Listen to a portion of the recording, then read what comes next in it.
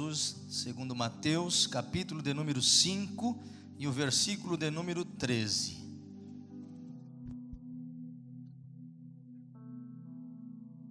Glória a Deus.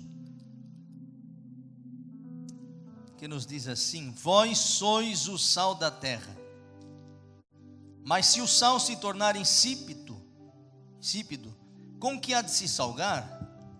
Para nada mais serve, senão para ser lançado fora e pisado pelos homens. Vós sois o sal da terra, mas se o sal se tornar insípido, com que há de se salgar? Para nada mais serve, senão para ser lançado fora e pisado pelos homens. Amém? Os irmãos assentem-se, glorificando a Deus. Eu ia louvar o Senhor também, mas as horas já se passaram, mas vocês ficam aí, dando glória a Deus no instrumento, e depois que eu terminar de pregar, então nós vamos então cantar juntos. Estamos num culto, onde já foi louvado, já foi ministrado aqui, lindas canções, né? O Guilherme, a Jaque fizeram ministrações muito bonitas, que realmente tocaram no nosso coração. O que é isso, irmãos? É sinal de que Deus está na igreja, porque se esta palavra não estiver com a unção do Espírito Santo, ninguém sente nada, mas a palavra ela é tão viva e tão eficaz, que quando alguém cheio do Espírito de Deus anuncia a palavra, ela queima o nosso coração, porque ela ainda produz vida na vida do crente, amém? E nós lemos aqui um texto muito conhecido dos irmãos. Quem foi que disse estas palavras? Aonde foram ditas? Esse texto que eu li aqui de Mateus, no capítulo 5, e o versículo 13, foi extraído do maior sermão já pregado aqui na terra. Foi pregado pelo maior pregador de todos os tempos. Foi anunciado pelo pregador melhor que poderia existir. Este sermão é chamado Sermão do Monte. E este pregador se chama Jesus Cristo, o Filho de Deus, o meu e o teu Salvador. Foi Ele quem disse essas palavras, foi Ele quem deu esse discurso.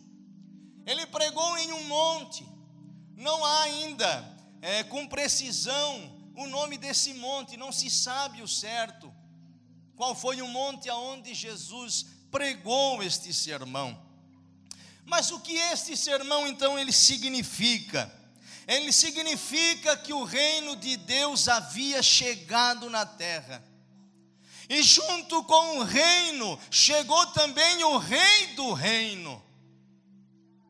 E como estava ali o reino, e como estava ali o rei do reino, como o reino havia chegado entre os homens, agora era necessário uma constituição, era necessário algumas leis, a lei do reino. Então, com essa constituição, é o que nós vamos falar nessa noite, é nisto que consiste o Sermão do Monte, que vai do capítulo 5 ao capítulo de número 7 de Mateus. Então o Sermão do Monte nada mais é do que a constituição, do que a lei do reino. Para quem é esta lei? Esta lei é o sermão, ou melhor, é o que mostra o elevado padrão que deve andar aqueles que estão no reino e aqueles também que vão ingressar no reino. Esta é a conduta do cristão. O sermão do monte é a lei de Deus dizendo: aquele que me serve, aquele que quer andar na minha presença, tem que obedecer às minhas leis. E este é o alto padrão elevado do crente, o sermão da montanha. Aí nós vamos ver que no versículo 13, o que ele diz? Ele faz uma afirmativa: vós sois o sal da terra. Esta palavra, meus irmãos, no grego, ela dá uma certeza de uma afirmação imperativa. Não diz assim: vocês serão, vocês podem ser, se vocês quiserem, não tem problema não. Aqui no grego ele dá uma afirmativa dizendo: vocês são o sal da terra. E no grego ainda vai mais longe, porque ele diz o seguinte: somente vocês e nada mais além do que vocês são o sal da terra. Em outras palavras, Jesus estava dizendo: somente o crente e nada mais do que o crente é que é o sal da terra. Aleluia! Não é para qualquer um. O que Jesus está querendo dizer aqui e afirmar para nós com a questão do sal? Você sabe que Jesus ele utiliza muitas figuras de linguagem, muitas metáforas, muitas parábolas para trazer um ensinamento. O sal naquela época, e também não diferente dos nossos dias hoje, mas principalmente naquela época, ele tinha propriedades que serviam para pelo menos duas coisas. Primeiro, para dar sabor aos alimentos. E segundo, para evitar a corrupção. Então veja bem, quando se prepara um alimento, quando o sal ele é atirado numa carne, numa verdura, num legume, em alguma coisa, para que é feito isso? Para que dê sabor. Para poder dar sabor. Logo aquele alimento deixa de ser o quê? Insonso. E começa a ficar o quê? Um alimento saboroso. Como diz o pastor Circe, suculento. Fica um alimento suculento. Por quê? Porque foi atirado sal naquela carne. E os métodos de preservação de alimentos naquela época não eram tão bons como os de hoje. Antigamente eles colocavam em grande quantidade o sal para fazer o quê? Para guardar o alimento, para conservar o alimento. Quantos irmãos talvez aqui já não passaram por isso? Antes de chegar o refrigerador, eles salgavam bem a carne, para que não pudesse o que? Os germes que contém naquela carne apodrecer. Então eles colocavam em grande quantidade, e aquele sal ele preservava da putrefação, do apodrecimento daquela carne. Então quando o sal ele é atirado, ele contém algumas ações que conserva aquele alimento. Eu até anotei aqui, podemos ver na carne seca, que ela consegue ficar fora de um refrigerador muito tempo sem que apodreça.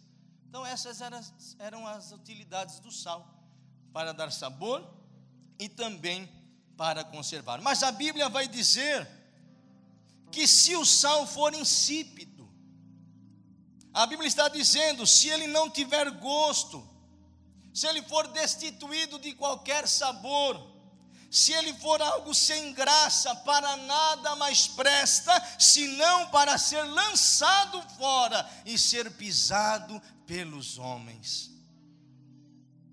O sal então, para dar o sabor e evitar a corrupção, ele precisa de propriedades oriundas do sal. E ele tendo essas propriedades, e se ele de fato é sal, então ele vai dar sabor e vai conservar o alimento. Quantos sal nós temos aqui nesta noite? Se você tem as qualidades do sal, meu irmão, aonde você coloca a planta dos teus pés, é um ambiente que tem sabor, é um ambiente que tem a presença do Espírito Santo de Deus.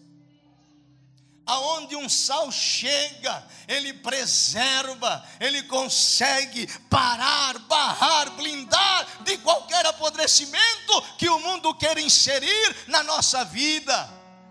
Mas para isso precisa ter as qualidades do sal. E por que Jesus nos compara então com o sal? Por que Jesus nos chama de sal? Ele não está dizendo que o crente pode ser sal.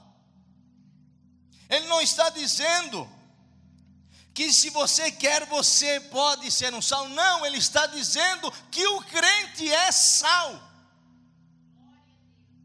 Então se você não tem sabor na sua vida, algo está faltando. Você é um sal insípido. Está faltando algum elemento aí para você voltar a dar sabor. Mas nessa noite o Espírito Santo de Deus está aqui para renovar a nossa vida, para que nós venhamos produzir as qualidades do sal. Por que ele nos compara com o sal? Porque o crente, enquanto vivo, ele tem funções na terra. Ninguém está aqui por acaso, meus irmãos. Ninguém está aqui, como diz aquela expressão, para ver a banda passar. Não. Nós temos um propósito de Deus aqui na terra. O crente tem propósitos de Deus aqui na terra. Então por que é que ele nos comparou com o sal? Primeiro, o sal dá sabor aos alimentos. O que isso significa, meus irmãos? Isso significa que o crente, e quando eu falo crente aqui, meus irmãos, estou falando do verdadeiro. O verdadeiro crente está na terra para influenciar e não para ser influenciado. É o crente quem dita as regras. É o crente que dá opiniões. É o crente que onde estiver inserido, ele deve influenciar positivamente. Aonde o crente está, ele precisa influenciar, irmãos. Mas não de qualquer maneira, tem que ser positivamente. Mas o que se vê hoje não é bem isto. Como é que está você? Você está influenciando ou você está sendo influenciado? Os jovens que estão aqui nesta noite, adolescentes, orquestra, irmãos e irmãs, aonde você coloca a planta dos teus pés, você está influenciando positivamente ou você está sendo influenciado? O sal, por exemplo, aonde ele cai, ele dá o sabor. O sal não recebe sabor. O sal, ele dá sabor, mas não recebe sabor de ninguém. Se você colocar o sal no feijão, o que vai prevalecer é o gosto do sal. Se você colocar o sal na salada, meu irmão, o sal não vai ficar com o gosto da salada. Quem vai ficar com o gosto do sal é a salada. É ela que vai ficar temperada. Por quê? Porque o sal ele dá, ele não recebe nada. Então nós precisamos influenciar. Mas não podemos ser influenciados, meu irmão. Você pode dar sabor, mas você não recebe sabor de ninguém. Sabe por quê? Porque o teu coração e a tua vida deve estar inteiramente conservada para a presença do Espírito de Deus. E qual é a primeira coisa que nós aprendemos então? Que o crente não pode ser influenciado, ele deve influenciar. O sal não recebe sabor de nada e de nenhum outro alimento. É só o sal que dá sabor. Não podemos, meus irmãos, ser influenciados pelas tendências da moda. Não podemos ser influenciados pelas tendências da sociedade. Mas o que vemos são os crentes sendo influenciados pelas tendências mundanas. Temos visto tanta gente aderindo ao marxismo cultural, ideologia de gênero. Essas bestas de muitos chifres estão entrando dentro das igrejas, porque muitas vezes nós deixamos de ser sal na presença de Deus. Mas nós, como sal, como crentes em Jesus, precisamos manifestar a nossa fé, precisamos nos posicionar, precisamos nos levantar na força de Deus para barrar essas tendências mundanas que muitas vezes querem entrar na igreja e algumas já estão entrando. Existem pastores que já estão se vendendo. Existem pastores que já estão comprometendo suas convicções. Cristãos estão sendo formados com a forma do mundo. A Jaque falou aqui, leu o texto. O apóstolo Paulo, ele disse: não vos conformeis com este mundo. Ou seja, não tomem a forma do mundo. Vocês são diferentes. A forma de vocês é imagem e semelhança de Deus. Não se assemelhe com o mundo. Não deixe deixe que essas tendências venham entrar dentro de você. Que possamos ser sal para preservar a nossa vida. Muitos crentes estão sendo, irmãos, influenciados por mentes corruptas, por tendências ateístas e por crentes insípidos. Quantas pessoas estão caindo neste engano? Estão sendo influenciadas até por dentro da igreja, pessoas que perderam o sabor, que acham que a palavra de Deus é relativa, que acham que aquilo que é bom se faz e aquilo que não é tão bom a gente deixa de lado. Não, a palavra de Deus está acima de tudo, ela é acultural. Devemos observar a palavra, se ela diz que não, é não, se ela diz que sim, é sim. Não se desvie do seu manual, porque você vai perder o sabor. A igreja é sal, ela influencia. E como é que ela influencia, meus irmãos? Como é que nós devemos influenciar? Ela influencia positivamente quando nós pregamos o Evangelho. Tem sal aqui ainda que anuncia o Evangelho, irmão? Tem sal ainda? Como é que ela influencia? Mostrando o seu elevado padrão de moral, de conduta. Sabe como é que nós influenciamos o mundo? Com o nosso padrão de família. Será que você consegue influenciar com a tua família? Alguém olha e diz, se é para ser igual aquele casal, eu não quero. Irmãos, eu não vou pedir perdão, tá? Eu vou falando o que Deus manda. Será que nós temos influenciado com a nossa família? Como é que eu posso influenciar com o meu matrimônio, um padrão de matrimônio, homem e mulher? Será que o teu matrimônio tem agradado a Deus de tal forma que você consegue chegar aonde tem um casal destruído e você joga sal naquela vida e ele se intercede, aí você apresenta a fonte da água da vida, que é Jesus Cristo, e vai matar aquela sede? De que forma você está influenciando a sociedade? Será que no nosso profissional, meus irmãos, estamos influenciando com a nossa conduta ética, reta, honesta, íntegra? É assim que o crente deve influenciar o mundo, influenciar esta sociedade, com o padrão elevado que Deus nos deu, que é a sua palavra. Ser cristão é mais do que ajuntar um conjunto de normas, regras, é muito mais do que uma profissão de fé. Ser cristão, irmãos, não é trocar doutrina, sem antes trocar o coração. As pessoas estão mudando a doutrina, mas não estão mudando o coração, porque a igreja não tem sido sal. Então o que acontece hoje? Está tendo adesão e não conversão. As pessoas vêm, acham tudo muito bonitinho, então eu vou passar para cá e agora eu fico aqui. Então há uma adesão, não há uma conversão. Por quê? Porque estão mudando a doutrina, mas não estão mudando o coração.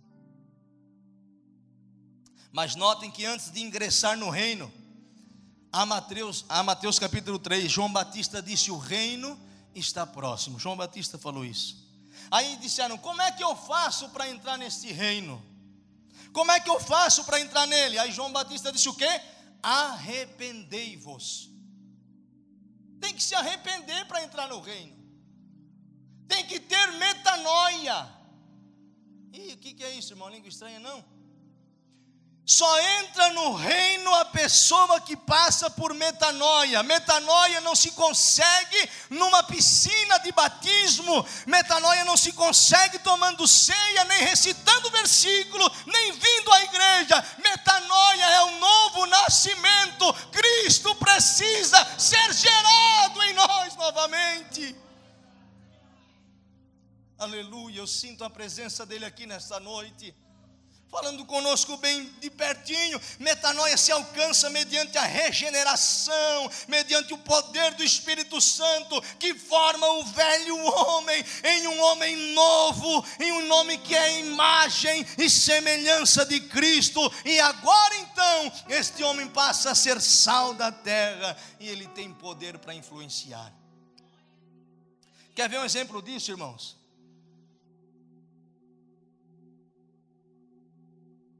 John Knox, alguém já ouviu falar? John Knox, irmão, quando ele voltou para a Escócia, em 1749, a religião oficial era o catolicismo. Alguns anos depois, com a influência deste homem na Escócia, com suas orações, o parlamento mudou a religião de catolicismo para protestantismo. Por quê? Porque ele era sal da terra. Ele estava tomando a posição de sal. Ele fez um parlamento inteiro se dobrar ao protestantismo, a Deus. Por quê? Porque ele influenciava, e um homem só é capaz de influenciar uma nação inteira. Aí a rainha da Inglaterra, quando estava em guerra, ela dizia: eu não temo os exércitos da Escócia, eu temo as orações de John Knox. Será que o mundo teme a oração da igreja?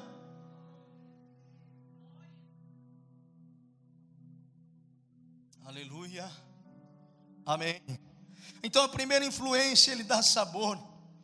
Eu lembro dos mártires do Coliseu, irmãos, um livro muito bom para se ler. Os mártires do Coliseu, Nero, quando ia matar os cristãos, quando ele fazia aquela festa, reunia tanta gente para ver os cristãos sendo mortos.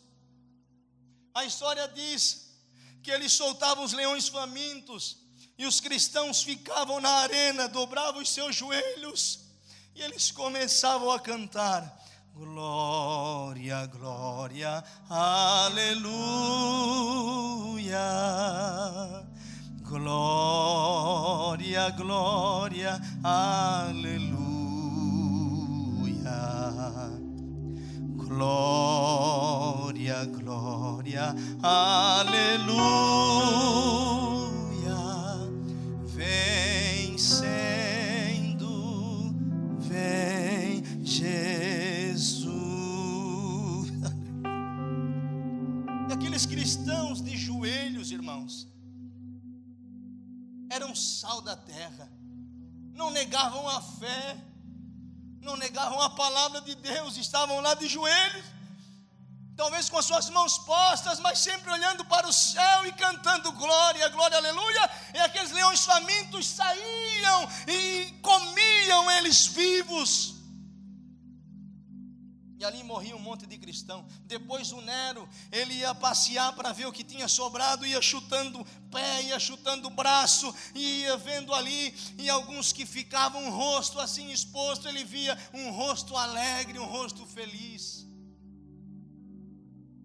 Aí o que aconteceu, irmão? Mas nem sempre foi assim. A história conta que tinha vez que eles colocavam os cristãos na arena, e quando soltavam os leões não comiam os crentes, eles voltavam para trás. Ele via que eles estavam famintos, mas eles não comiam. Os leões recuavam. E aquilo ali começou a produzir fé em quem estava olhando, e muitos se convertiam quando viam estas coisas. Por quê? Porque lá estava um sal que tinha sabor. Aí o Nero, irmãos, quando ele via aquilo, ele começou a proibir. Ele não quis mais nem matar crente na arena. Sabe por quê? Porque o número de cristãos ia aumentando, porque eles viam o leão não comendo e voltavam atrás, eles saíam dali vitoriosos. Isso que é sal insípido, irmão. Isso que é sal que não tem do que se gloriar. Por quê? Porque era Deus quem fazia essas coisas. Isto não é sal insípido, não. Este é o sal verdadeiro. E quando eles estavam lá naquela arena, alguns morreram, mas alguns ficaram vivos, e muitos se converteram vendo aqueles exemplos. E a segunda, para nós já encerrarmos, o sal ele evita a corrupção, o apodrecimento. Onde tem uma igreja de Cristo plantada, o bairro que tem uma igreja cristã, a sala de aula que tem um cristão estudando, a repartição profissional que tem um crente, a presença dessa igreja, desse crente, em qualquer repartição que seja, ela deve restringir o mal, restringir a corrupção. A nossa honestidade, integridade, fidelidade a Deus e a palavra, ela deve inibir o pecador de manifestar a sua corrupção.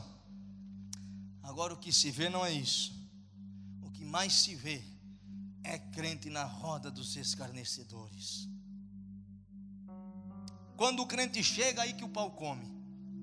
Quando o crente chega, aí que a coisa fica feia. É crente desbocado, violento, mentiroso, sensual. Não é esse o padrão do crente. Ele evita da corrupção. Por exemplo, na hora do recreio, no intervalo da escola, recreio é coisa de velho, né, irmão? Alguém riu ali. Tá bom, na hora do intervalo. Na minha época era recreio.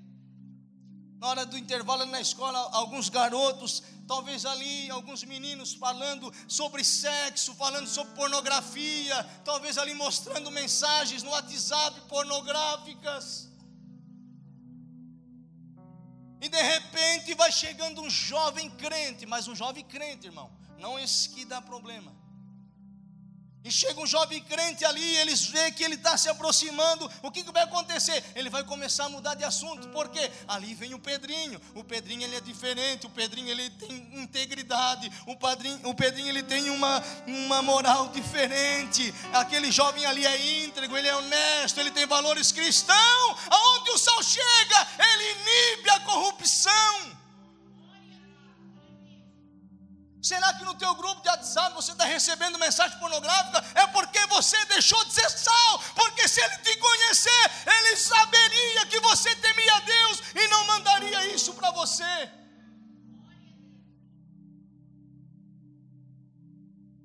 Aleluia. Está 9 horas para os irmãos ir embora. Será que você consegue inibir o pecador com a sua conduta moral, com a sua integridade, com seus valores cristãos? Como é ser sal? Jesus vai dizer, já estou terminando, se o sal for insípido, como restaurar o sabor? Para nada mais presta. Jesus está dizendo, sal para ser sal, tem que ter características de sal, senão não é sal. Se ele não tem característica de sal, ele não pode dar sabor, nem restringir do mal. Quais são então as características do sal? O pastor Joab é formado em química, né? Eu vou falar só um que eu tenho certeza, cloreto de sódio, né? O resto assim vai. Vós sois o sal da terra. Então quais as características do verdadeiro crente? São as bem-aventuranças. O versículo 13 é apenas a conclusão das bem-aventuranças. Sabe como eu influencio o mundo? É vivendo cada bem-aventurança. Fique de pé e eu não vou mais além. Quais são? Bem-aventurados pobres de espírito. Quem é o pobre de espírito? É aquele que reconhece que não é nada, que tudo que ele tem vem de Deus, não vem da força humana. Bem-aventurados que choram. Esse choram aqui, irmão, não é aquele que vê uma novela, uma cena lá, meu Deus, e chora. Não, é aquele que chora por almas. É aquele que chora pela corrupção que está no mundo. É aquele que chora por aquele que está necessitado. Ele diz, bem-aventurados mansos. Os mansos aqui não é aquele que briga. Os mansos aqui é aquele que aceita a vontade de Deus, aquilo que Deus deu para ele. O manso aqui é aquele que não briga por status na igreja. O manso aqui é aquele que não briga por nada disso, por cargo, para ser maior do que ninguém, não. Manso na presença de Deus. Bem-aventurados misericordiosos. Misericordiosos misericordioso, irmão, não é só ter pena não, dizer ai tadinho, é resolver o problema daquela pessoa também. Isso é ser misericordioso. Bem-aventurados pacificadores, bem-aventurados que têm fome e sede de justiça. Irmão, ter dinheiro é bom, viajar é bom, mas tem gente que só fica nisso. Não, tenha fome e sede de Deus, tenha fome e sede da justiça. Aleluia, bem-aventurados limpos de coração. E ele termina dizendo: bem-aventurados perseguidos. Ser sal, irmão, é ser perseguido sim, é a consequência de viver as bem-aventuranças. A sociedade não suporta pessoas que se conduzem dessa maneira. Uma das grandes marcas do crente, irmãos, é ser perseguido. O mundo odeia você. Seus familiares ímpios odeiam você. Não porque você deve, porque você é mau caráter. Não, nada disso. É por causa da justiça, da sua integridade e da sua fidelidade a Deus. A Bíblia diz: ai de vós quando todos falarem bem de vocês. O mundo não pode nos estimar, o mundo não pode nos elogiar, ele não aceita a nossa aparência. Jesus disse: se odiaram a mim, vão odiar a vós também. De todos sereis odiados por amor do meu nome. É o mundo que nos odeia, mas nós precisamos amar quem está lá, porque nós somos sal. Vamos procurar viver as bem-aventuranças. Nós não vamos perder o sabor. O sal, ele tem tantas outras características. O sal, ele também, meus irmãos, ele é humilde. Ele é humilde. Quando você coloca lá no arroz, você coloca o sal, mexe, ele se dissolve ali, você não vê mais, mas quando come sente sabor. Assim é o crente. Ele não precisa aparecer, mas quando alguém chega perto de nós, ele sente o sabor. Por quê? Porque Deus está na nossa vida. Outra qualidade do sal, irmão, o Jason já teve o privilégio de ir lá no Mar Morto, né? O Mar Morto. Ele tem uma grande quantidade de sal que a pessoa entra lá e não afunda. O sal joga para cima. Ei, irmão, se tem alguém do teu lado ferido, você é sal, você joga para cima. Você não precisa jogar ele para baixo, afundar ele. Não. A função do sal é jogar para cima. Charamanda surabagalabachanda rabagai. Aleluia. Você quer uma oração? Venha na frente que já foi o horário. Jovens, venham aqui na frente, jovens. Venham renovar o pacto com Deus. Pare de andar sem sabor nesta vida. Pare de andar uma vida que você quer andar. Não, deixe o Senhor dirigir os teus passos. Aleluia. Vem aqui na frente, você que quer uma oração. Nós queremos orar por você enquanto eu vou louvar o Senhor. Venha dizendo: Jesus, me ajuda aqui, Jesus. Eu quero ser sal. Eu quero poder salgar este mundo, para que eles sintam sede e possam estar na tua presença.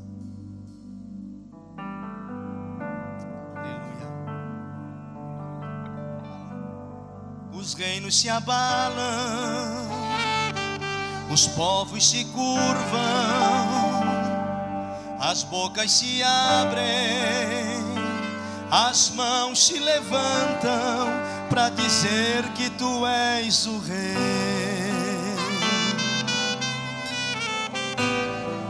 para dizer que tu és o Senhor. Os reinos se abalam, vem na frente. Os povos se curvam, as bocas se abrem, as mãos se levantam para dizer que tu és o Rei,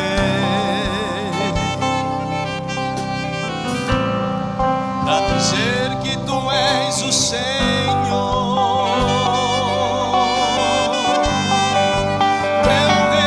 Sempre eterno, firmado em misericórdia, justiça e igualdade, bondade e fidelidade,